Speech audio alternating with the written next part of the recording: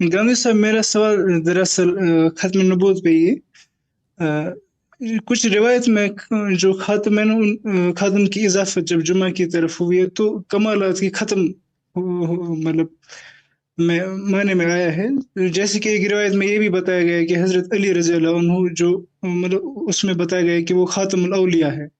और अगर ऐसी रिवायत में, चूँकि अगर वो ज़ईफ़ है भी लेकिन यूसेज तो प्रूव हो रही है ना, तो आपका इसमें क्या नुक्ता नज़र है? और दूसरा सवाल ये है कि जो कोड 19 जो डॉक्टर रशाद खलीफ़ा ने दिया था, उसके बारे में डॉक्टर इसरार साहब का भी किसी दर्जे में सहमति वो दिखा रही है।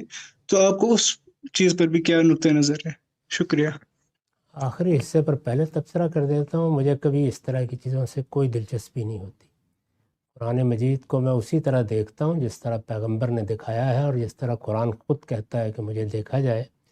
वो बेलिसान अरबियन मुबीन है, उसको हमें समझना है, उससे हिदायत हासिल करनी है। वो अल्लाह की किताब की हैसियत से हमें दे दिया गया है। इल्म व अक़ल की रोशनी में हम जानते हैं कि वो बग़ैर किसी अदना तग़य्युर के मुसलमानों के इज्तिमा से और मुसलमानों की तवातुर से मुंतकिल हो गया। तो इस वजह से मैं इस तरह की चीज़ों को काबिल इल्तिफ़ात नहीं समझता।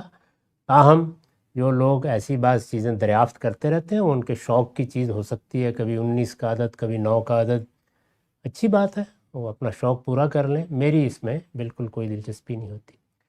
जो आपने बात की है उसमें कुरान मजीद में लफ्ज़ ख़ातिमुन नबीन नहीं है, ख़ातमुन नबीन है, और उसके मानी ख़ातिम के नहीं हैं, उसके मानी हैं मोहर के।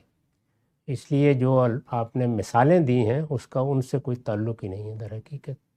आखिरी शायर या ख़ातिम या इस तरह के अल्फाज वो मुबालगे में इस्तेमाल हो जाते हैं। कुरान ने ख़ातमुन नबीन कह के इसकी गुंजाइश ही नहीं छोड़ी, तो इसलिए वहाँ कोई इसका इम्कान ही नहीं है सिर्फ।